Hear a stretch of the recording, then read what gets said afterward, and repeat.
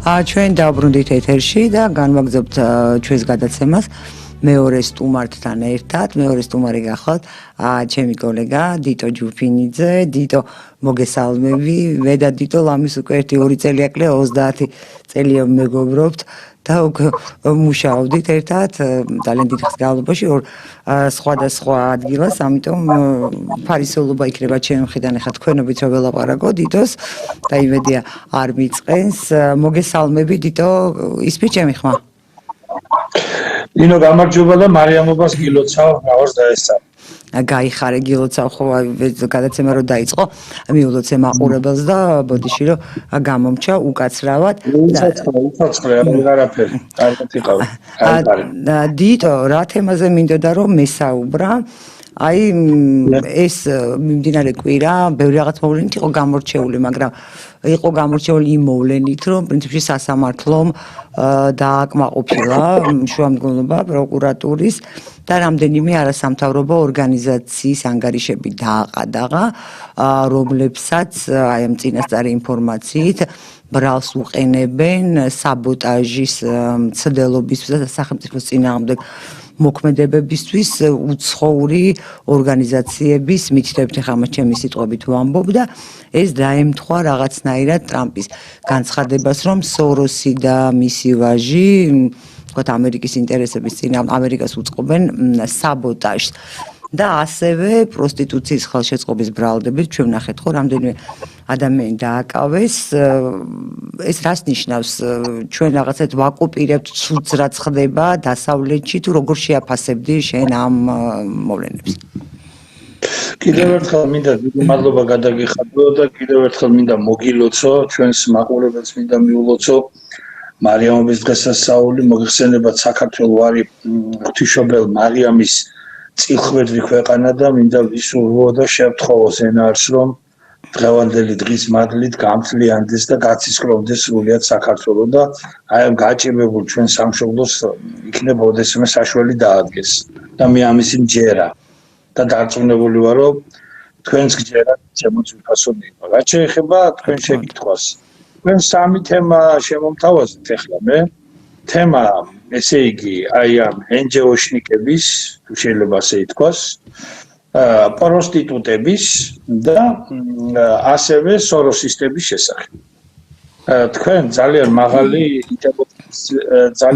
ინტელექტის მქონე ქალბატონი ბრძანდებით, ყოველგვარი ფამილარობის გარეშე გეტყვით ამას და დარწმუნებული ვარ, რომ ეს სამი თემა შემთხვევით არ შეგირჩევიათ ერთად, იმიტომ რომ სოროსისტები, პროსტიტუტები და NGO-შნიკები დაახლოებით ეს ერთი თუ შეიძლება ასე ერთ ტომარაში, ერთ ყუთში ჩასაყრელი ხალხია, თუ ამათ ხალხს შეიძლება ეწოდოთ, ეს არის ერთი კლასტერი, ეს არის აგენტურა, ყველანი ერთმანეთთან უხილავი, ძახილული თუ უხილავი ძაფებით დაკავშირებული, ზოგი მათ შორის არის თავის ვნებებს აყოლილი და მეძაობა გაუხდია ცხოვრების მიზნად, ზოგი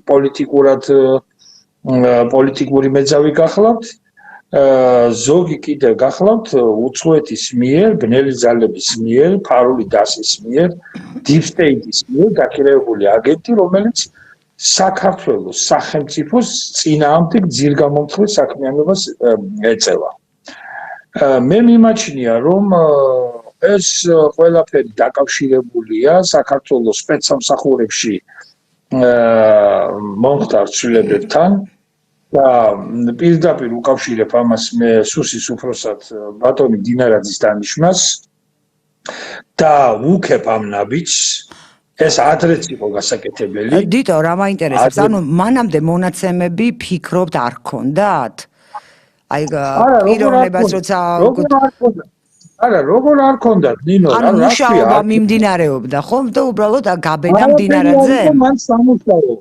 არაფერი არ იყო, მან სამუშაო. უბრალოდ ვერ ბედავდნენ ამის გაკეთებას. ეხლა საქართველოს სახელმწიფო დგას სიკვდილ სიცოცხლის საფრთხის წინაშე, გამოწვევის წინაშე. თუ ეხლა სახელმწიფო ხელებს ჩამოყრის და ამ ყველაფერს გაატარებს ისე მოხდება ის და უფრო კვადრატში და კუბში აყვანილი რაც მოხდა 2024 წლის ნოემბერ-დეკემბერში, როდესაც აი ამ აგენტებმა, NGO აგენტებმა, აკაცუკებმა, როგორც ახლა ტრენდი არის აი ამ გამოთქმის შესახებ, პირდაპირ გადაბუგეს რუსთაველის პროსპექტი და კინაღამ გადაბუგეს საქართველოს პარლამენტის შენობა. აი წკიპზე იყო საქართველოს სახელმწიფოს ბედი. კინაღამ მოახდინეს ამათ ხელისუფლების ძალადობრივი გზით ჩამომხობა და ფაქტობრივად რომ არა რაღაცნაირად აი ეს მაინც სიმხარე იმ სახელმწიფო ინსტიტუციებისა და მე მაინც არ მინდა დაუკავო გამოცდილება დამსახურება ბატონ გომელაუს კაცმა არ იცის ეხლა ჩვენ შეიძლება ამ თემებზე არ გველაპარაკა და საერთოდ ვერ გველაპარაკა იმიტომ რომ ეს აგენტები საქართველოში ყველანაირი თავისუფალი ეთერის საშუალებას მოსპობდნენ და ყველანაირ მაუწყებლობას და ყველანაირ გამომცემლობას მოსპობდნენ. ესენი არიან ნინო აგენტები, ესენი არიან სამშობლოს მტრები და პირდაპირ ვაცხადებ ამას, რომ საქართველოს მტრების და აგენტების ფეხქვეშ მიწა უნდა იწოდეს. ამათი დანდობა არ შეიძლება. და ეხლა მე მივმართავ საქართველოს გენერალურ პროკურატურას. კი, მაგრამ თქვენ აი ამ იმას რა ქვია ცოქმარობანას თამაშს თავი არ უნდა გაანებოთ. რა პირბადეებზე ლაპარაკობთ. პირბადეებზე კი არა, ხელი მოკიდეთ მაგათთან მიაბრძანეთ ვირის აბანოში ყველას კაცო. რაზეა ლაპარაკი? რა საბუთებზე და რა რაღაცა ისა რა ქვია DGG დოკუმენტები და ასე შემდეგ და ასე შემდეგ. ყველაფერი ცხადია და ყველაფერი ხელის გულზე ძევს. მაგრამ დიტო ამას ყველაფერს ხო ჭირდება დამტკიცება. ჩვენი მიზანი ხო არ არის მაინდა-მაინც ვიღაცის დასჯის. ჩვენი მიზანი არის სამართლებრივი და სამართლიანი, რაც თავარია სახელმწიფოს აშენება თუ ეს არის შესაძლებელი მეტნაკლებად და ამდენად ყველაფერი ხო უნდა იყოს გამართული. მე აი ამ ხრივ იმას ვიზიარებ, რომ ყველაფერი უნდა იყოს დასაბუთებული და გამართული და კიდე ჩემს და მეორე პრობლემა. ყველას ხო ვერ დაიჭერან, საერთოდ საიდან დაგროვდა ამდენი? ეს ხო ჩვენი საზოგადოების მინუსიც არის. რომ ადვილი გადასაბირებელია მისი ნინო ყველა არ არის დასაჭერი. 1000 კაცია დასაჭერი სულ. სულ ეს თელი თავი ბოლო ეს ნაცხრობა და აგენტურა თავის ელიტასთან და ადგილობრივ აი ქუჩის მაწანწალებთან ერთად აი ეს როყვირიან რომ არ იქნება სამართალი, არ იქნება მშვიდობა, ეს 50 ლარიანები რო არიან. აი მაგათი დამთავრებული თავი ბოლო 1000 კაცი არის და თქვენ ძალიან კარგად გახსოვთ რა და ჩემზე უკეთაც გახსოვთ შესაძლოა. ცხონებულმა ზვიად გამსახურდიამ რა შეცდომა დაუშვა. თავზე ხელი რო გადაუსვა იმ თბილისის ზღვაზე შეკრებილ საქართველოს დამაქცევრებს.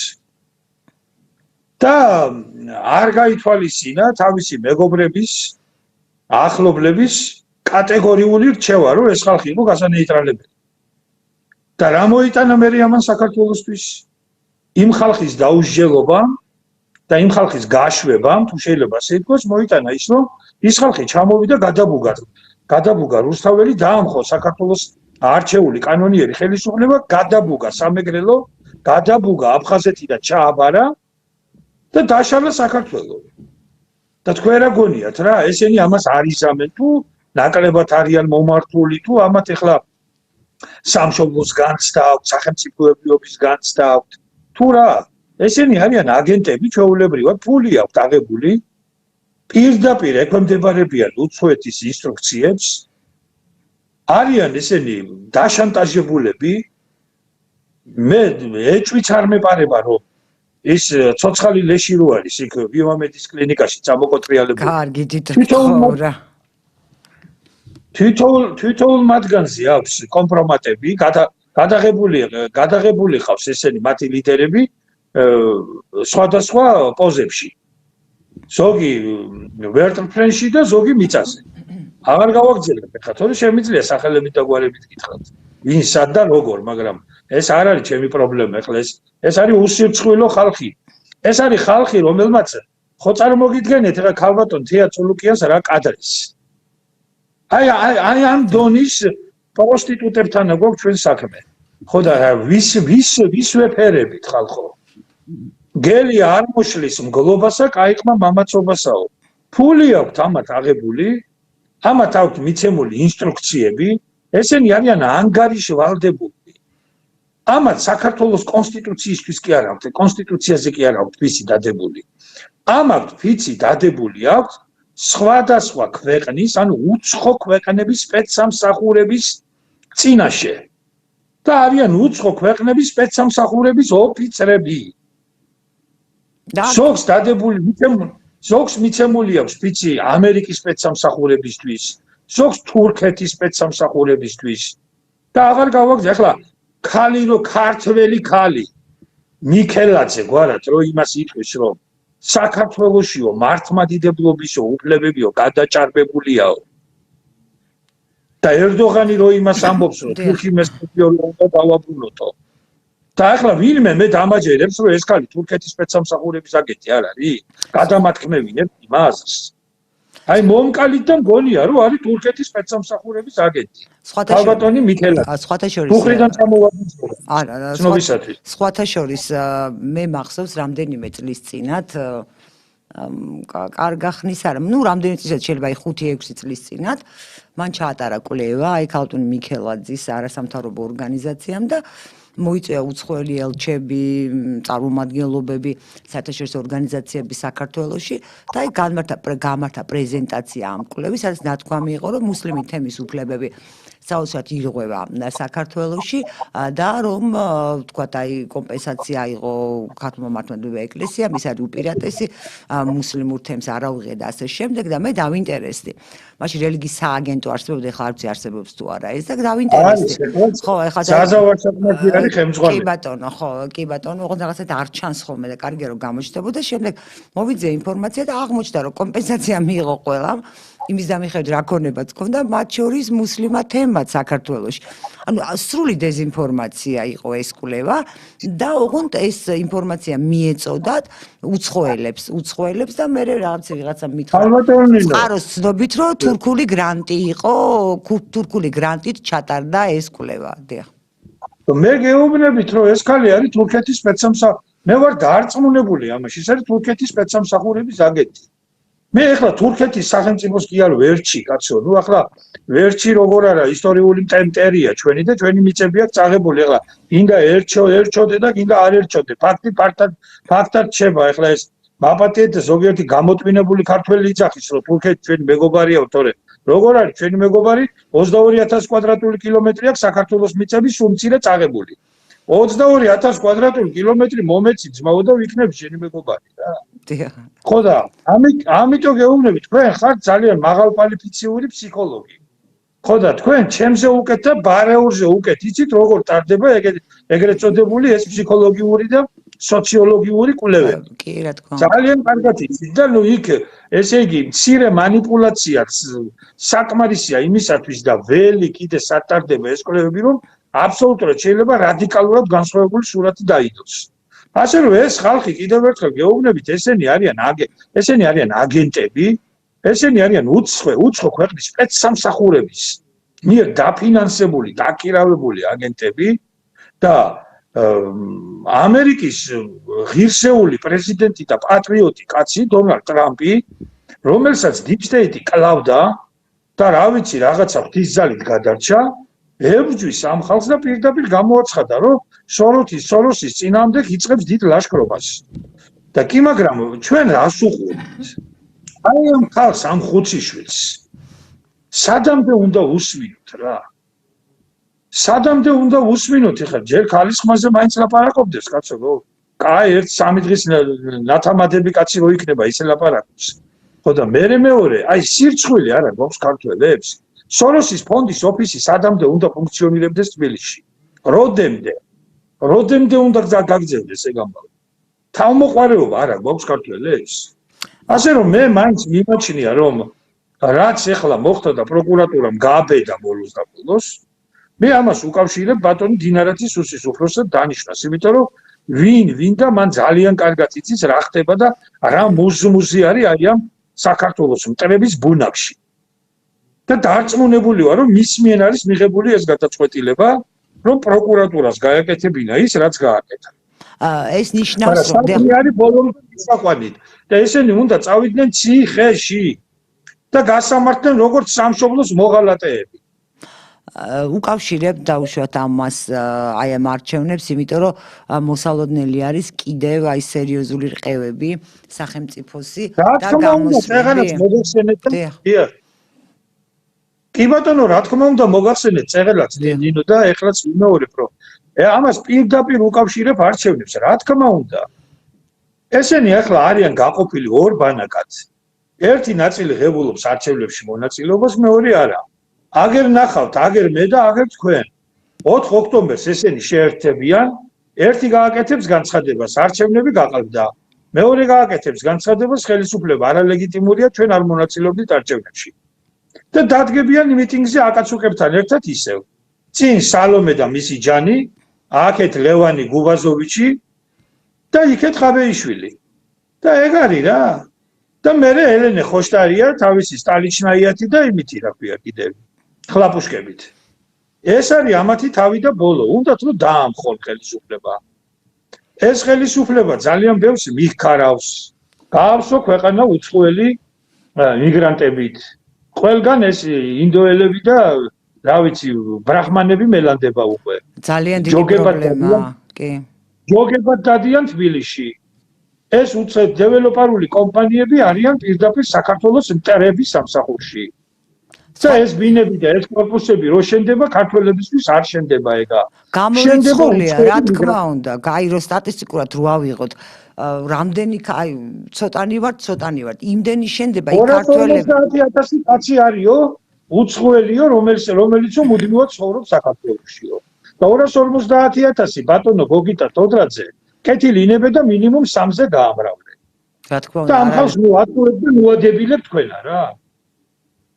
და ეხლა მე მინდა ერთი 5 წუთი თუ შეიძლება მე ვარ შემშობლიურ სოფელში, ვანის მუნიციპალიტეტ უხუთში ვარ ეხლა.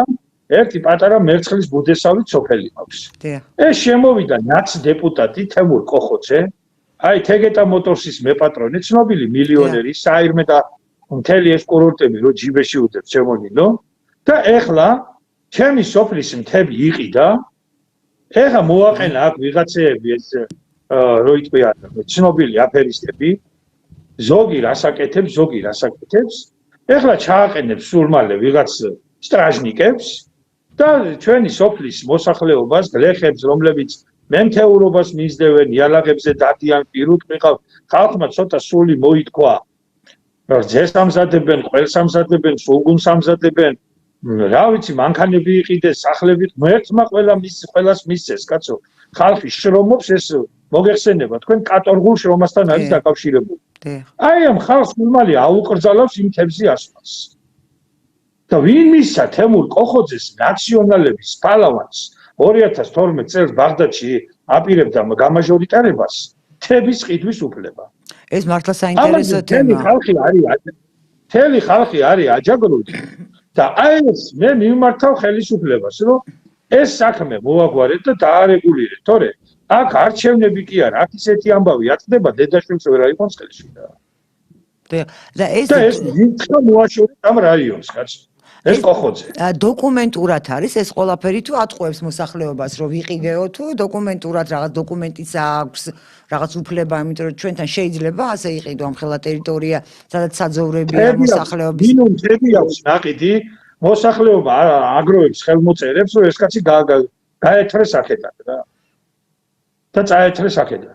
ხო, იმედია ხელისუფლების შესაბამისი სტრუქტურები დაინტერესდებიან, ეს არის თუ რა შესაძლებელი და საერთოდ ბიზნესი გასაგებია, მაგრამ ალბათ მოსახლეობის ინტერესის გათვალისწინებაც გასაგებია, მით უმეტეს რეგიონებში, როდესაც ჩვენ აი ადამიანების დაკავები ადგილზე დარჩენის პრობლემა გვაქვს და დიტო მე მაინც მინდა მე ვარ ამ ხელისუფლების ნინო, ამ ხელისუფლების მხარდამჭერი ვარ. მაგრამ ამ ხელისუფლებამ მეც დამიჭიროს მხარი, ხალხს დაუჭიროს მხარი რა. თორე მე არ მინდა მაგათი მხარდაჭერელიც. მესმის. და დიტო თუ შეიძლება რომ ისე მაინც დაუბრუნდეთ აი ამ შიდა პოლიტიკურ პროცესს, ერთი არის რომ ვიღაცა ვიღაცას ამზადებს, უხდის ფულს და მეორე ძალიან მნიშვნელოვანი მომენტი არის საზოგადოება, ან თუნდაც იმ საპროტესტო აქციებმა ვერ მოიტანა ის შედეგი, რაც ჩაფიქრებული იყო, იმიტომ რომ მოსახლეობის უმეტესობა არ აჰყვა ამას. მოსახლეობის უმეტესობა ადეკვატურად აფასებს საფრთხეებს, მას ახსოვს რა მოხდა გასული საუკუნის 90-იანებში, არა სამოქალაქო დაპირისპირება ის ნაბიჯები, რაც გადაიდგა, მცდარი იყო ის ნაბიჯები. არავინ არ ამბობს, რომ რუსეთი ოკუპანტია, როგორ არ არის, დგას სამხედრო ბაზები მისი და აღიარა საქართველოს 2 რეგიონი. მაგრამ რა გამოიწვია 90-იანებში იმ პოლიტიკამ, როცა ხისტი იყო, ხო, ბოიკოტი რო გამოუცხადეთ, ხო, გახსოვს შენ და ბოლო-ბოლო ვინ დაზარალდა. ამით, ანუ შესაძლებელი არის ტაქტიკა, მე ამას გულისხმობ და შემდეგ ამან გამოიწვიებოდ საქართველოს ტერიტორიების ღვევა. ანუ მოსახლეობის უდიდეს ნაწილს, უფრო დიდ ნაწილს ახსოვს ეს და არ ხვება მათ. ამ შემთხვევაში ეს ფაქტორი არ არის, თუ დიდი ფულის შემთხვევაში და თუ სახელმწიფო სტრუქტურებმა არ გაუძლო, შესაძლებელია მოსახლეობის დიდი ნაწილის მიუმხრობლობის შემთხვევაშიც განხორციელდეს გარედან ჩარევა? მოსახლეობის დიდი ნაწილი ნინო ამ ამბავში არ დაერევა, იმიტომ რომ ხალხმა ძალიან კარგად იცის სად არის სიმართლე.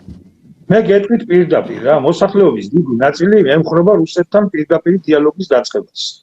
მაგრამ ხელისუფლება არის დაშანტაჟებული აი ამ NGO აგენტურის მიერ და უცხო ქვეყნის სპეცსამსახურების მიერ. Რაღაც უყურებთ ქართველები ვერ ხედავთ რომ ყველა თავისას იზო მავს. ყველა თავის კუთვნილს ითვლის. ყველა თავის ხურდას ახურდავებს. მე ალიევი ჭკვიანი კაცი მეგონა, მაგრამ ეგეც გასულელდა, ხო ხედავ რა განცხადებებს აკეთებს. სხვადასხვა მე ძალიან გამიკვირდა ეს არასერიოზო, აი ამ ჩატება მისი თითქოს ერთგვარი და აი ბალანსის მდგომარეობიდან გამოსვლა. მიად გამსახურდიას დროს რუსეთში რო ეროვნული ხელისუფლება და რუსული ხელისუფლება ყოფილიყო, რაც მოხდა საქართველოში ის არ მოხდებოდა. კი ბატონო. ელცინი იყო პირდაპირ Deep State-ის აგენტი. რასაც ეთყოდნენ ამერიკელები ცნობილი ლოთი, რასაც ეთყოდნენ აკეთებდა იმას. ხო და აი ვერ უნდა მოვიდეთ ჩვენ ასეზე, კაცო. ჩვენ საქართველოსთვის ვიბრძვით თუ თურქეთისთვის ვიბრძვით თუ ირანისთვის თუ გერმანიისთვის თუ ვისთვის ვიბრძვით თუ ამერიკისთვის.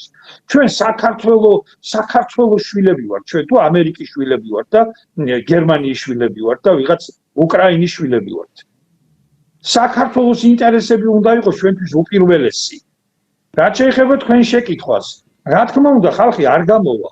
ხალხმა ძალიან კარგად იცის, რომ ესენი არიან გაყიდულები, აგენტები არიან, სამშობლოს მოღალატეები არიან, გეი ფაშისტები არიან, ფული აქვს აღებული, უწმინდურები არიან, ეკლესიის შეურაცხყოფლები არიან, ჩვენს თვითობას, ჩვენს ტრადიციებს, ჩვენს ფასეულობებს რომ საღებავს ასხამენ, აბუჩად იხდებენ, სამარცხვინოთ იქცევიან, ახალგაზრდა გოგონები რას მღერიან ნინო ქუჩაში, ხო ვიცით მე და თქვენ არა? მთელი საქართველო ხო უსმენს, ვინ არიან ესენი? ვინ გამოზარდეს, საიდან გამოვიდნენ ეს ხალხი? რაოდენ სავალალოც უნდა იყოს დიტო, ჩვენი საზოგადოებიდან გამოვიდნენ. ჩვენი საზოგადოებიდან. ჩვენი პრობლემა არის. ჩვენი პრობლემა არის. მაგრამ ხო შეიძლება რომ ამ 1000 უწმინდურის ჭკუაზე ახლა მთელი ერი მოექცეს, არა? ამიტომ ესენი ამათ ძალიან კარგად იციან რომ ხალხს ვერ აიყოლიებენ და ამიტომ არიან პირდაპირ ესე იგი გამეცადინებულები რა, დავით კლდიაშვილის ტერმინს გამოვიყვან, აი გამაცადინებულები დავით კლდიაშვილის ტერმინია იმაზე რომ როგორმე გადატრიალება მოაწყო.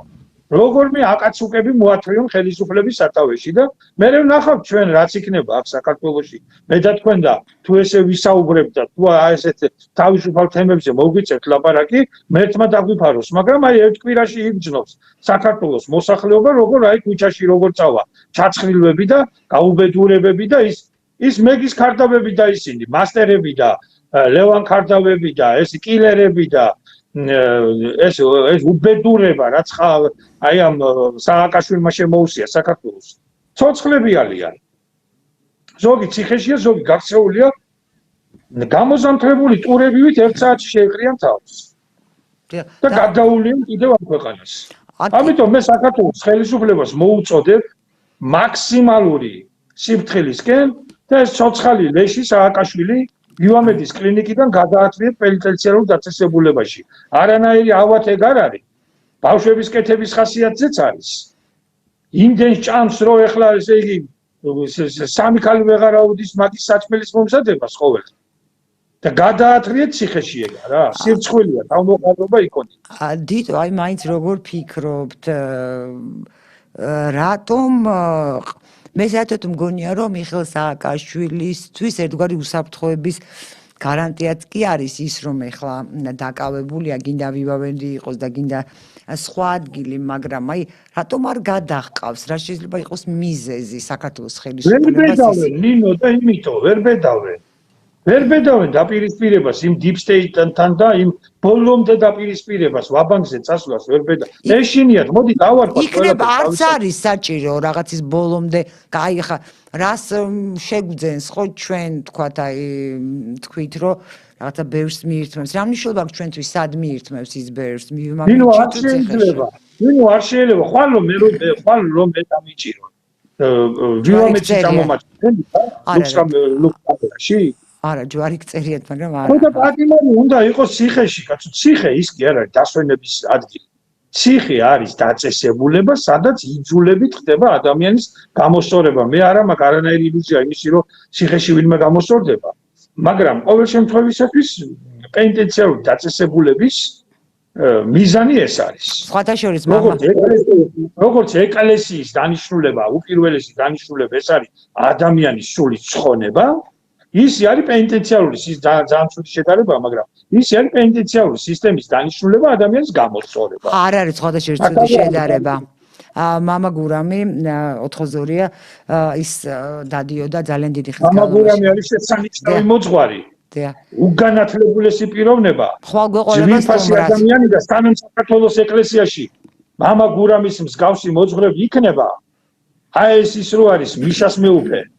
მიშა მაგარია რო ჩართო ფოთში ბერბიჭაშვილი ადრე იმას რო იპარავდა მანქანის აკუმულატორებს აი ესეთი ეგრეთ წოდებული მეუფეები საქართველოს ეკლესიას ვერაფერს ვერ დააკლებენ და რა მინდოდა მე თქვა ის სამუდამოდ მისჯილებთან შედიოდა და ეხლა შედის ადრე უფრო აქტიურად და სხვათა შორის მეუბნებოდა როგორ იცვლებიან ისინი პიროვნულად მართლაც მართლაც კი მამა გურამი ჩემთვის ნამდვილად არის ავტორიტეტი და არ ვაპირებ რომ მისი სიტყვების რევიზია მოვახდინო თუმცა მე მაინც მწერა რომ ადამიანები არ იცვლებიან ნინო და არა სამუდამოდ მისჯილებზე ვამ ანუ როცა ისინი ხვდებიან ამ სრულ იზოლაციაში და იციან რომ აქ უნდა გაატარონ მთელი ცხოვრება ხდება იქ ძვრები ადამიანში ძვრები თვალსაზრისით კი სამუდამოებზე პატიმრებთან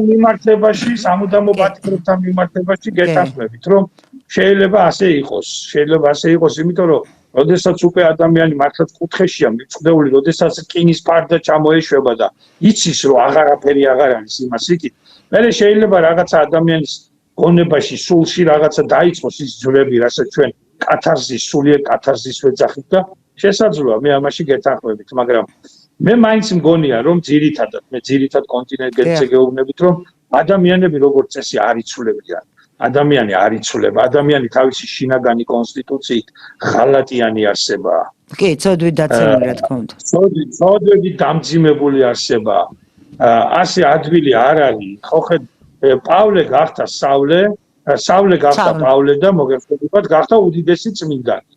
ხო და მსგავსი პრეცედენტი რომ სავლე პავლე იქცეს იში ბუნებაში ფაქტობრივად არ არსებობს, თორემ შეიძლება მე-13 მოციქულად რომელიმე ის ადამიანი გაქცეულიყო ქრისტეს მოწაფეთა შორის.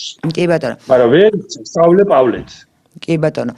და დიტო ეს ამ შეკითხვით მინდა დავასრულო, სულ სამხოლმე მე ვფიქრობ ძალიან შეერთ ამ საკითხზე. აი, როდესაც მოითხოვენ, ხო, ხელისუფლების ცვლილება გასაგებია, აი დასავლეთმა პირდაპირ თქვა, რომ აქ სანამ არ იქნება ის პოლიტიკური ძალა, რომელიც არის ჩემთვის მისაღები, მე არ ვცნობ არჩევნების ლეგიტიმაციას, მეტი პირდაპირ აღარ უნდა თქვას, ხო? ევროკავშირმა და თქვათ ევროსაბჭოს ხელმძღვანელობა. თვითონ აი პროტესტის მონაწილეები ვერ ხვდებიან, რომ მათ შეიძლება რაღაცა შიგნით რაღაც აგვიგზავნონ ჩვენ აი ეს თავისუფალი ეთერი და რეპრესიები მოაწყონ, რომ ისინი საზარბაზენ ხორცად ჭირდებათ გეოპოლიტიკურ დაპირისპირებაში და მათი დარდი არავისა აქვს, რომ ამ ფულს აძლევენ დაახლოებით ისე აი საკალანდედ რომ მოასუქებენ ხოლმე არ მინდა დავასახელო იმ ცხოველის სახელი. საკალანდე ღორებივით არიან კი ბატონო, მე დავასახელო. ხო, ანუ დასაკლავად განწირული ვიგულისხმე მე დიახ. ხო, გასაგებია, ხო კი ბატონო, საკალანდე ღორიც სწორედ მაგას ნიშნავს. მოგეთან სწორი შეფასება არის, ახლა თქვენ გაქვთ გურული ფესვები და სწორი შეფასება გააკეთეთ რო იტყვი. იცით რა შეასაქმე? ეს ხალხი მე ერთადავად მეც ხომტრები არის. აი კონსტანტინე გამსახურდიას აქვს ერთგან რომ მეტაიო დავით აღმაშენებელისო რიგით მოლაშქრედო აქციაო ორა დაუნდობლად გაუსწორდებოდიო საქართველოს მტრებსო რა. აი როგორ დაუნდობლად გაუსწორდებოდი ამ ნაწილაკებს, ესენი არიან მტრები. გამოკვეთილი მტრები რა. პირდაპირ აი ფულზე გაყიდულები, ნინო, მაგრამ მე მაინც სადღაც აი ქრისტიანი კაცი ვარ და სადღაც გულის სიღრმეში ეგენი მეწოდებიან. რა თქმა უნდა, უთანამ კი, რა თქმა უნდა, მესმის. იცით რატო? ამაც იმდენი კომპრომატები აქვს. იმდენი, ესე იგი, აი ჩაკარტოჭკებულები არიან ისე სხვადასხვა პლანში და სხვადასხვა პოზაში, რომ რაკნან ამ საწოდავებმა რა. რაკნან ფულებს როღებულობენ, იმათში გადაღებულები ყავთ. მათი უმრავლესობა, დიდი ნაწილი არის არატრადიციული სექსუალური ცხოვრების მიმდევარი. აი ამ მიმართულებითაც გადაღებულები არიან. ყველაფერში, სადაც საქართველოს ინტერესს, ყველაფერს დაულაგებენ და დაუწყობენ, აი შტაბელებად დაუწყობენ კომპრომატებს წინდა. რაკნან აი არიან და ესე თელი თავიანთი ცხოვრება ესე უნდა ეთრიონ, ესე როგორც მოღალატეებმა და ბოლოს დაამთავრებენ ისე როგორც დაამთავრა კახაბერ ყორღანასზე. საჩინო ბარათაშვილმა რო გადაუძახა გელიყარის ყდიდან და ეს იქნება მათი ბოლო. ეხლა ესენი აუცილებლად შეუტევენ ხელისუფლებას და მე ხელისუფლებას მოუწოდებ რომ დაიცვან საქართველოს სახელმწიფოს კანონიერი ინტერესები და დაიცვან ქართველი ხალხის ინტერესები. ეს არის სოციალური ნაგავი და ნაგავი რო არ აყროლდეს, ნაგავი არის გასატანი. მაპატიეთ ამ გამოთქმისთვის, მაგრამ მე სხვა სიტყვები აი ამ მარიამობა დღეს მათთვის არ მემეტება. ნაგავი უნდა გავიტანოთ ქართველებმა და დავგიას თავლა უნდა გავწმოთ. და კარგი და ძლიერი ქრისტიანული საქართველო უნდა ავაშენოთ ისეთი საქართველო, რომელიც გაახარებდა დედა ღვთისმშობელს. დიდო ისე უფრო ძალომად გადმოგაფარებდა თავის წყალობის კალთას. ძალიან დიდი მადლობა დიდო, ძალიან დიდი მადლობა მაყურებელს ჩვენი გადაცემისთვის განკუთვნილი დრო ამოიწურა. მე კიდევ შეგახსენებთ, რომ ჩვენს ერთგულ მაყურებელს აქვს საშუალება მობილური ტელეფონით დაასკანეროს QR კოდი, რომელსაც თქვენ ახლა ხედავთ ეკრანზე და რაც გადაგიყვანთ Georgian Times-ის YouTube-ის ოფიციალურ არხზე, შეგიძლიათ გამოიწვიოთ არხი და მუდმივად ადევნოთ თვალი ჩვენს გადაცემებს. მე დღეს გემშვიდობებით, ხვალ ერთმანეთს შევხვდებით 80-სა და 10 წუთზე და ჩვენი სტუმარი იქნება მამა გურამი ოთხოზორია. ნახვამდის.